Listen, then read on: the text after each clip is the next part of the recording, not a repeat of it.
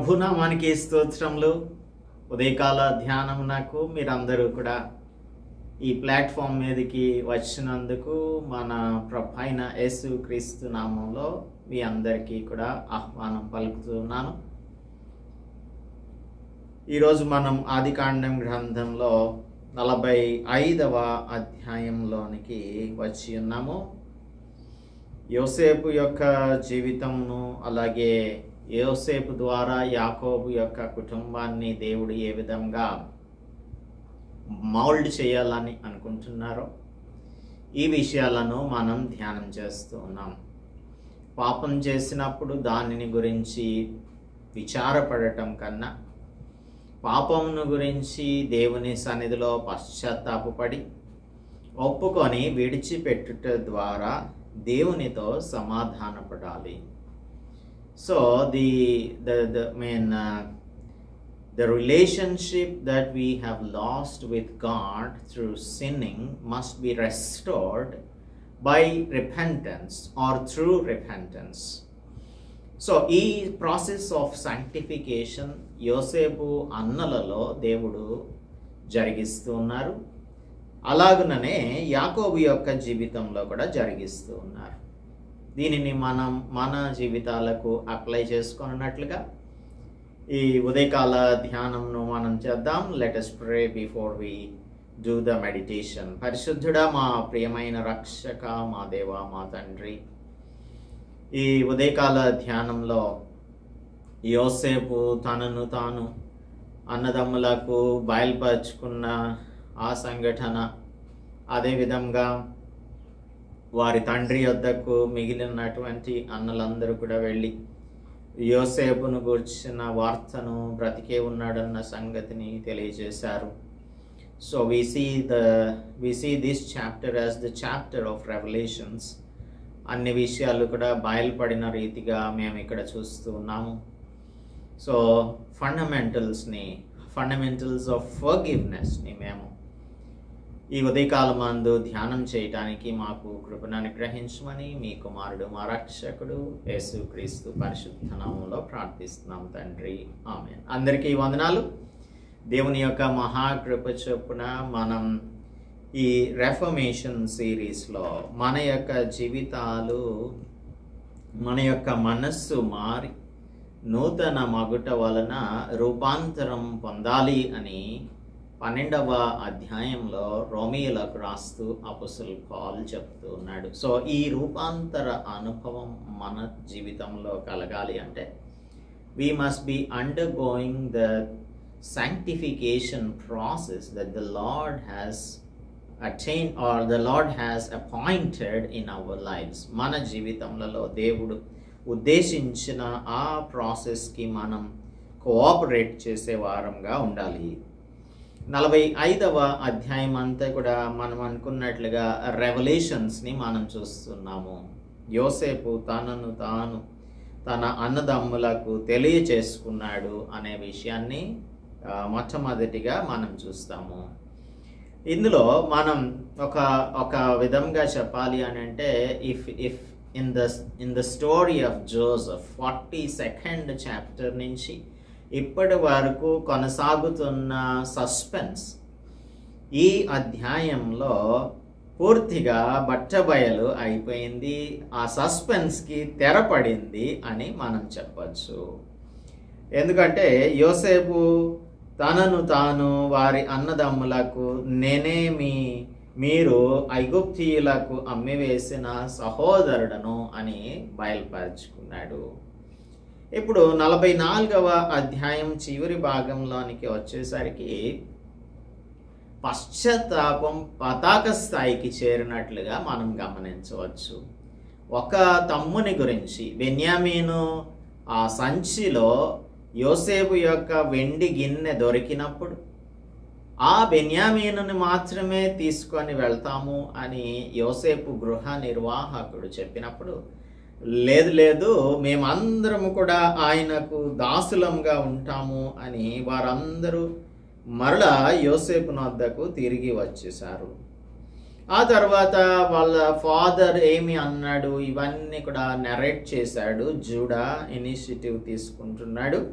33వ వచనం 32-33 చదివితే 44వ అధ్యాయంలో, తమ దాసుడనైన నేను ఈ చిన్నవానిని గూర్చి నా తండ్రికి పూటపడి నీ వద్దకు నేను అతనిని తీసుకొని రాని ఎడల నా తండ్రి దృష్టి అందు ఆ నింద నా మీద ఎల్లప్పుడూ ఉండును అని చెప్పి తిని, కాబట్టి తమ దాసుడనైన నన్ను ఈ చిన్నవానికి ప్రతిగా ఏలిన వారికి దాసునిగా ఉండనిచ్చి ఈ చిన్నవాని తన సహోదరులతో వెళ్ళనిమ్ము అని అంటున్నప్పుడు యోసేపుకు మనస్సు ఆగడం లేదు. ఈ చిన్నవాడు నాతో కూడా ఉంటేనే గాని నా తండ్రి వద్దకు నేను ఎట్లు వెళ్ళగలను? వెళ్ళిన ఎడల నా తండ్రికి వచ్చు అపాయం చూడవలసి వచ్చును అని చెప్పినప్పుడు యోసేపు కూడా ఒక హ్యూమన్ బీయింగే. తన తండ్రి ఎడల తనకు ప్రేమ లేదా అంటే, తన తండ్రి ఎడల వీరందరికీ ఉన్న దానికంటే మరి ఎక్కువ ప్రేమ యోసేపు నాకు ఉంది. ఎందుకంటే తన కోసం ఒక విచిత్రపు నిలువుటంగిని తయారు చేయించాడు, తనకు ఒక ప్రత్యేకమైన స్థానాన్ని ఇచ్చాడు, రూబేన్ స్థానంలో యోసేపును ఉంచాడు. అటువంటి తండ్రిని ప్రేమించకుండా ఎలా ఉంటాడు? ఇదంతా కూడా చూచి, అయితే he has to work on behalf of God so that there will be complete repentance in his brothers. అందుకోసమే ఈ 44వ అధ్యాయంలో జరిగిన ఈ వృత్తాంతం అంతా కూడా, తన బెన్యామీను కనిష్ఠుని గోనె మూతిలో తన వెండి గిన్నెను ఉంచము అని తన గృహ నిర్వాహకునికి చెప్పటం మరి ఒకసారి వారి యొక్క ఆనెస్టీని, ఇంటిగ్రిటీని, ఆ రిపెంటెన్స్ ప్రక్రియ మొదలైంది కదా, అది కంప్లీట్ అవ్వాలి అంటే ఈ చాప్టర్ అంతా కూడా వారి జీవితములలో జరగాల్సి ఉంటుంది. అందుకే దేవుడు యోసేపును ఈ విధంగా ప్రేరేపించాడు. అయితే వారి యొక్క పశ్చాత్తాపం నిజమైన పశ్చాత్తాపం అని తేలిపోయింది. It is not a mere regrets. అది వారు విచారం వ్యక్తం చేయడమే కాదు, కానీ వారిలో నిజమైన పశ్చాత్తాపం వచ్చింది అనడానికి నిదర్శనం యూదా యొక్క మాటలలో కనిపిస్తుంది. అందుకే 45వ అధ్యాయంలోనికి వచ్చేసరికి యోసేపు తన యొద్ద నిలిచిన వారందరి ఎదుట తన్ను తాను అణుచుకొనజాలక, నా యొద్ద నుండి ప్రతి మనిషిని వెలుపలికి పంపివేయుడి అని బిగ్గరగా చెప్పాను. యోసేపు తన సహోదరులకు తన్ను తాను తెలియచేసుకొనినప్పుడు ఎవ్వరును అతని యొద్ద నిలిచి ఉండలేదు. అతడు ఎలుగెత్తి ఏడవగా ఐగుప్తీయులను ఫరో ఇంటి వారును వినిరి. అప్పుడు యోసేపు, నేనే యోసేపును, నా తండ్రి ఇంకా బ్రతికి ఉన్నాడా అని అడిగినప్పుడు అతని సహోదరులు అతని సముఖమందు తొందరపడి అతనికి ఉత్తరం ఇయ్యలేకపోయిరి. ఈ పార్ట్ని మనం ఏమని చెప్పవచ్చు అంటే, the speech of Joseph to the speechless brothers. మాట మాత్రం మాట్లాడట్లేదు. 15వ వచనం చివరి భాగంలో వరకు, ఇక్కడ మొదలుపెట్టి 15వ వచనం చివరి భాగం వరకు కూడా ఈ అన్నదమ్ములు అందరూ డమ్ స్ట్రక్ అంటారే, నిశ్చేష్టులుగా ఉండిపోయారు. ఇప్పుడు మనం ఈ చాప్టర్ ద్వారా అర్థం చేసుకోవాల్సినది ఏంటంటే, యోసేపు యొక్క అన్నలలో నిజమైన పశ్చాత్తాపం వచ్చిందా లేదా అనడానికే ఈ యొక్క సంఘటనలన్నీ కూడా జరిగాయి 44వ అధ్యాయంలో. ఇప్పుడు రీకన్సిలియేషన్ జరుగుతుంది. పశ్చాత్తాపం ఎప్పుడు కూడా మనం పోగొట్టుకున్న ఆ రిలేషన్షిప్స్ని రెస్టోర్ చేస్తుంది, పునరుద్ధరిస్తుంది, రికన్సిలియేట్ చేస్తుంది, అనగా సమాధానపరుస్తుంది. అందుకని ఈ చాప్టర్లో యోసేపు తన యొక్క ఇమోషన్స్ని అణుచుకోలేకపోవడం కాదు, కానీ ఇప్పటి వరకు ఏవైతే ఇమోషన్స్ని తాను దాచిపెట్టుకున్నాడో వాటన్నింటినీ కూడా పక్కన పెట్టేసి తన యొక్క హృదయంలో ఉన్నటువంటి బాధ అంతటిని కూడా ఎక్స్ప్రెస్ చేస్తూ ఉన్నాడు. అయితే ఇప్పుడు ఈ అధ్యాయం ద్వారా మనం నేర్చుకోవాల్సినది ఫండమెంటల్స్ ఆఫ్ ఫర్గివ్నెస్.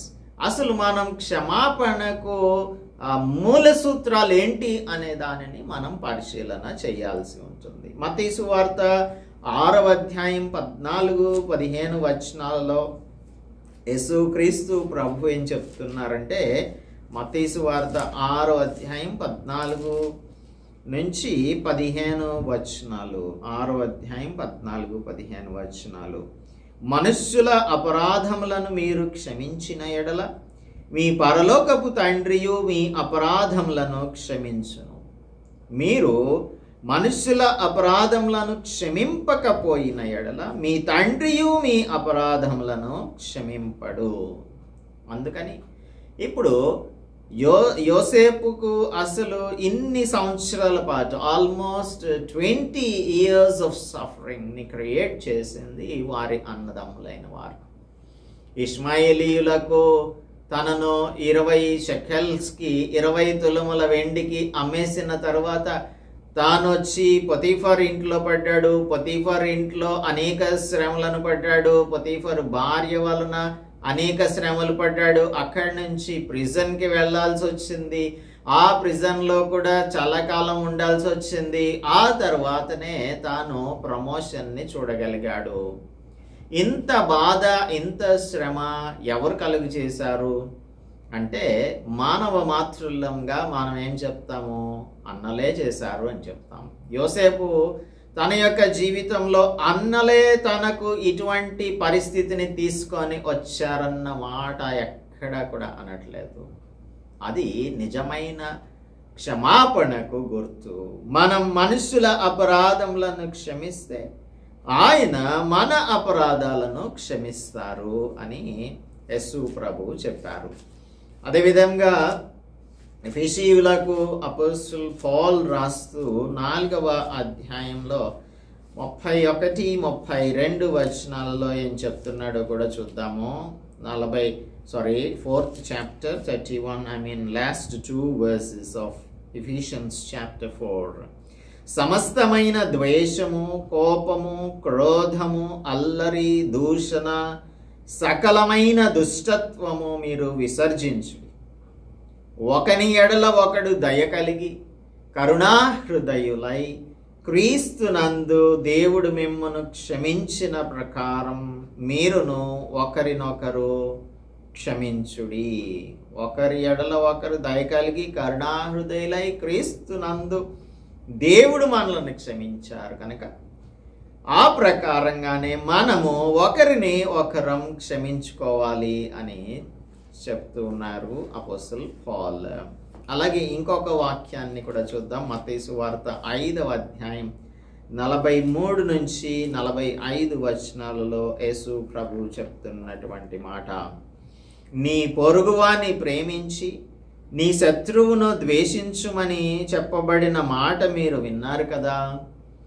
నేను మీతో చెప్పునదేమనగా, మీరు పరలోకమందున్న మీ తండ్రికి కుమారులై ఉండునట్లు మీ శత్రువులను ప్రేమించుడి. మీ పరలోకమందున్న మీ తండ్రికి కుమారులై ఉండునట్లు మీ శత్రువులను ప్రేమించుడి.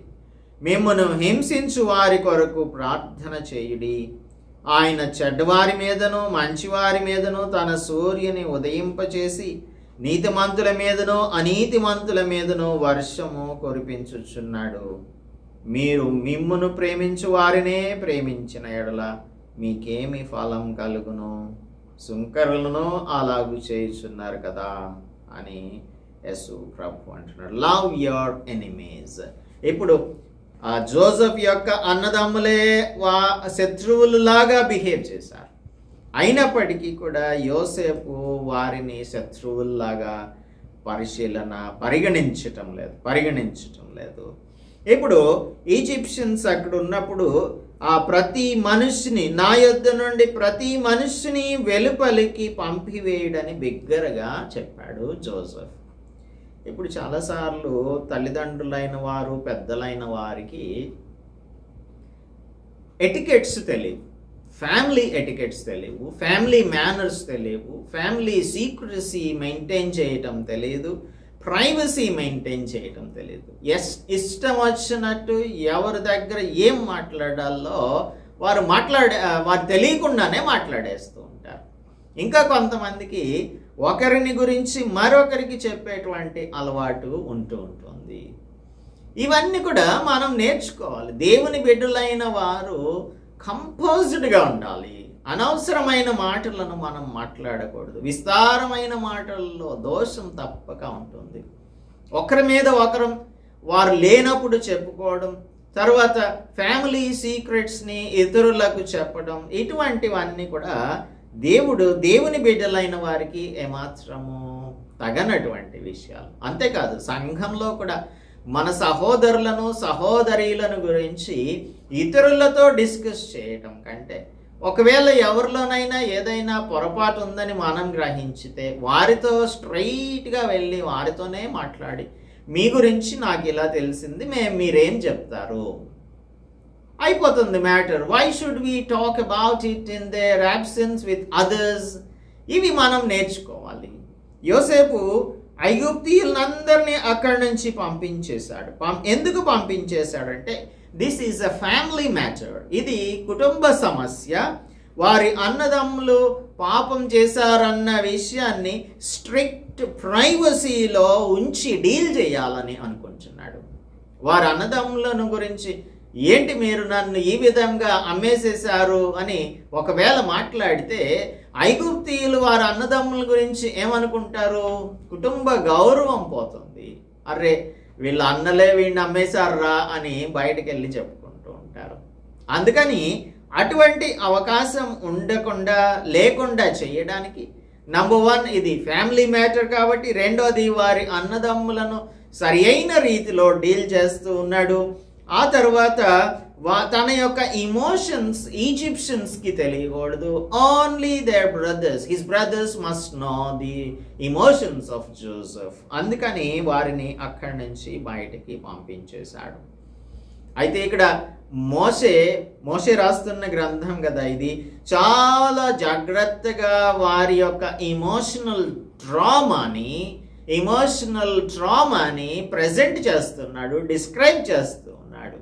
యోసేపు యొక్క ఇమోషనల్ ట్రామా, అలాగనే తన అన్నదమ్ముల యొక్క ఇమోషనల్ ట్రామా కూడా మోసెస్ చాలా చక్కగా ఇక్కడ డిస్క్రైబ్ చేస్తూ ఉన్నాడు. 3వ వచనం చూడండి, 2వ వచనం 2-3 చదువుకుందాం. అతడు ఎలుగెత్తి ఏడవగా, పాపం తన యొక్క ఎమోషన్ని కంట్రోల్ చేసుకోవాలని అనుకున్నాడు, కానీ పాపం ఏడుపు ఆగలేదు, బయటకు కూడా వినిపించేసింది. ఎంత ప్రైవసీ మెయింటైన్ చేయాలనుకున్నా కూడా కొంచెం బయటకు వెళ్ళిపోయింది.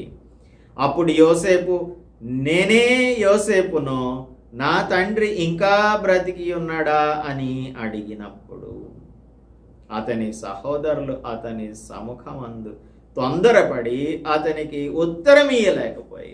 They were dumb struck. వారేం మాట్లాడాలో, దే వర్ స్పీచ్లెస్. నోట మాట వారికి రావటం లేదు.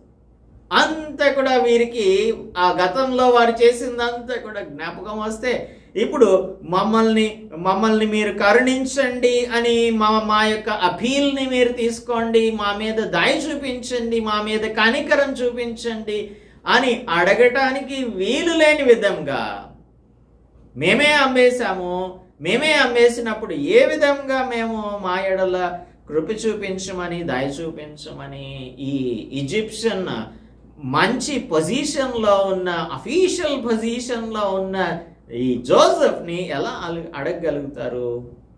వీరిలో కొత్త భయం మొదలైంది. ఏంటి అంటే, ఈయన ఒక పవర్ఫుల్ గవర్నర్గా ఉన్నాడు, ఆ సంచిలోనేమో ఆయన యొక్క వెండి గిన్నె దొరికిపోయింది. ఇప్పుడు చూస్తే ఇతనే యోసేపు అని చెప్తున్నాడు. మనం వాడిని అమ్మేసిన సంగతి ఇప్పుడు తన యొక్క మనసులో ఉంది కనుక మనల్ని ఏ విధంగా అయినా సరే రివెంజ్ తీర్చుకుంటాడు అని వారికి క్రొత్త భయం మొదలైపోయింది. మీరు అమ్మి వేసిన యోసేపును నేనే అని అంటున్నాడు అనేసరికి వారికి ఇంకా భయం పట్టుకుంది. ఒక్క మాట మాట్లాడలేకపోతున్నారు. అంతటి యోసేపు అంటున్నాడు, నా దగ్గరకు రండి, కమ్ క్లోజర్ టు మీ. చాలా భయపడిపోతున్నారు, దూరంగా వెళ్ళిపోతున్నారు. ఏం జరుగుతుందో అర్థం కాని పరిస్థితులలో మనం ఏం చేయాలి అనేది వారికి పాల్పోవడం లేదు. అందుకనే ఏమి ఆన్సర్ చెప్పకుండా దూరంగా వెళ్ళిపోతే నా దగ్గరకు రండి అని తన సహోదరులతో చెప్పినప్పుడు వారు అతని దగ్గరకు వచ్చారు. అప్పుడు ఐగుప్తునకు వెళ్ళునట్లు మీరు అమ్మివేసిన మీ సహోదరుడైన యోసేపును నేనే. ఇంకా స్పష్టంగా చెప్తున్నాడు, ఐగుప్తునకు వెళ్ళడానికి మీరు అమ్మివేసిన మీ సహోదరుడైన యోసేపును నేనే.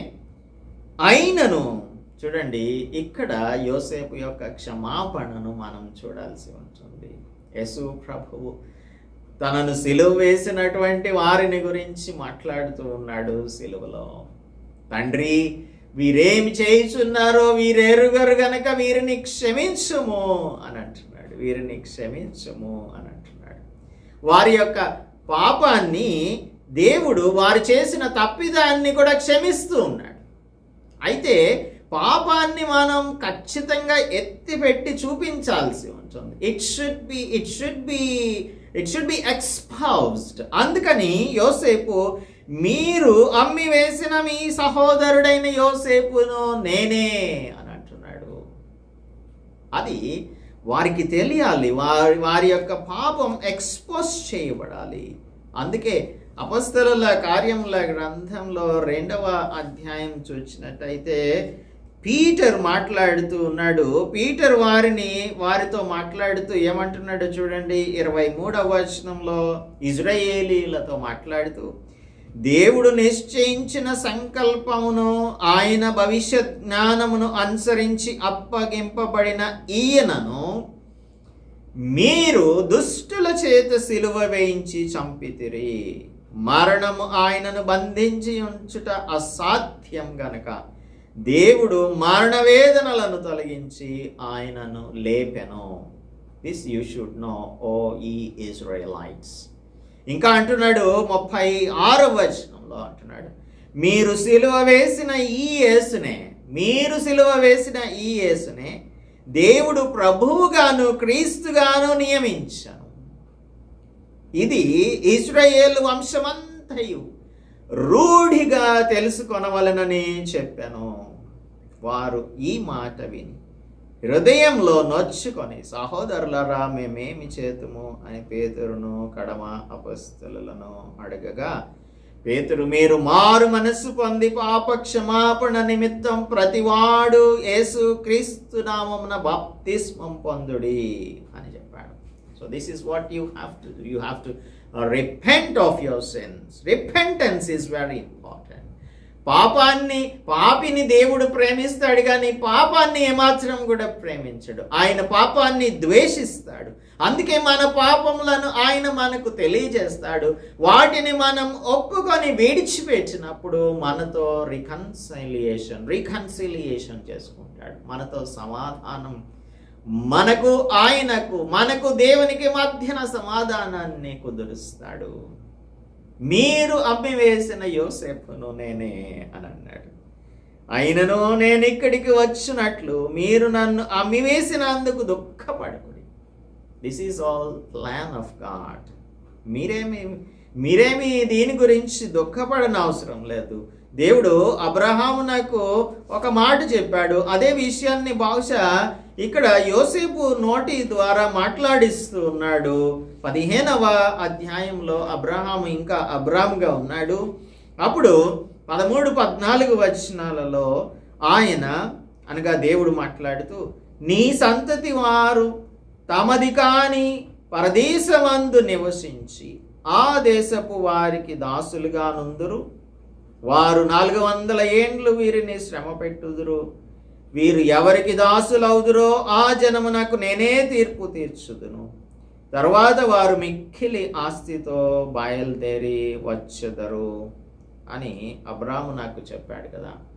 అక్కడ ఒక తమది కానటువంటి పరదేశంలో నివసిస్తారు అంటే ఈజిప్ట్ అని క్లియర్గా చెప్పలేదు, కానీ అదే ఇక్కడ యోసేపు నోటి ద్వారా మాట్లాడిస్తూ ఉన్నాడు.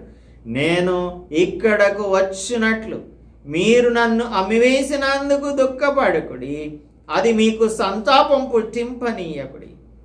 ప్రాణరక్షణ కొరకు దేవుడు మీకు ముందుగా నన్ను పంపించను. దేవుని యొక్క ప్రణాళికలు ఇదే విధంగా ఉంటాయి.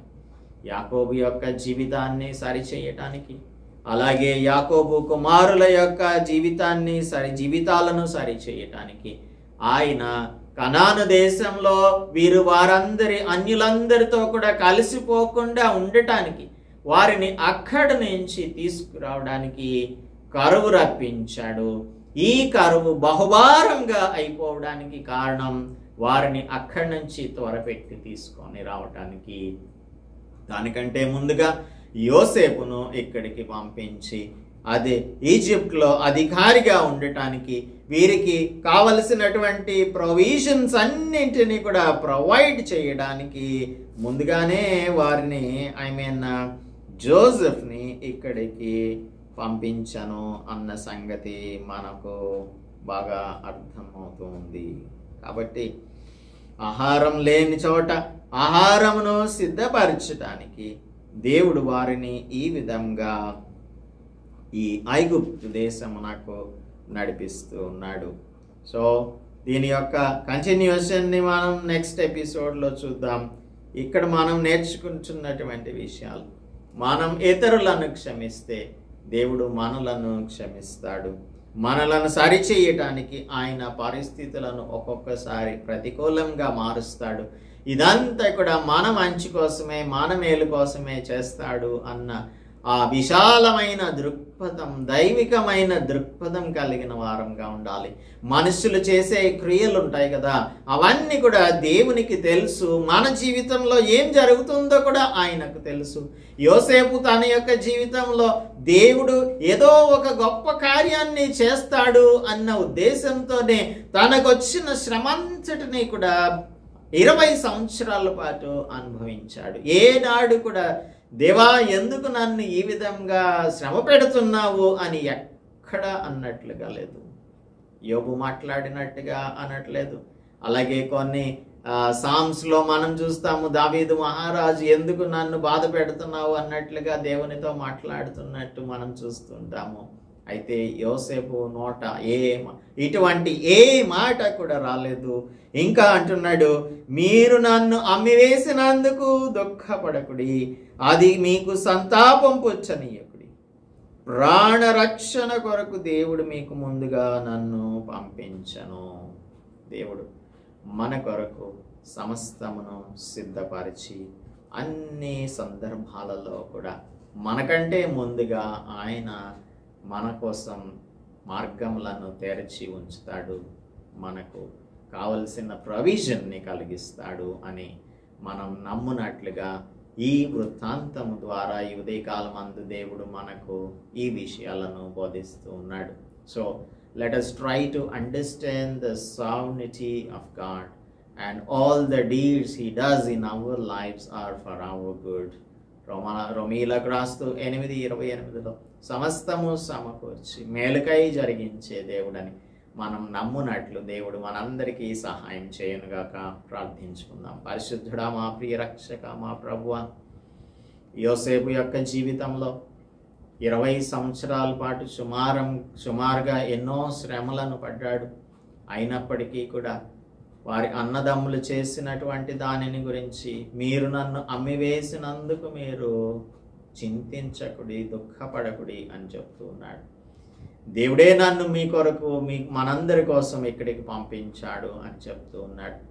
ఇటువంటి దైవికమైన సంకల్పములను, దేవుని యొక్క సోవనిటీని మేము అర్థం చేసుకున్నట్లుగా మా జీవితంలో యాదృచ్ఛికంగా ఏమి కూడా జరగట్లేదని, సమస్తమును మీకు తెలిసే జరుగుతున్నాయని మేము నమ్మునట్లు మాకు, మా ప్రియులకు సహాయం అనుగ్రహించమని మీ కుమారుడు మా రక్షకుడు యేసుక్రీస్తు పరిశుద్ధ నామములో ప్రార్థిస్తున్నాము తండ్రి, ఆమేన్. దేవునామానికి స్తోత్రం. అందరికీ వందనాలు. మన తండ్రి అయిన దేవుని యొక్క ప్రేమ, ప్రభు అయిన యేసుక్రీస్తు కృప, పరిశుద్ధాత్మ నిత్య సహవాసం ఎప్పుడు ఎల్లప్పుడూ మనందరికీ తోడుగా ఉండి ఆయన సర్వాధికారంను అర్థం చేసుకొనున్నట్లుగా కృప చూపించునుగాక. ఆమేన్.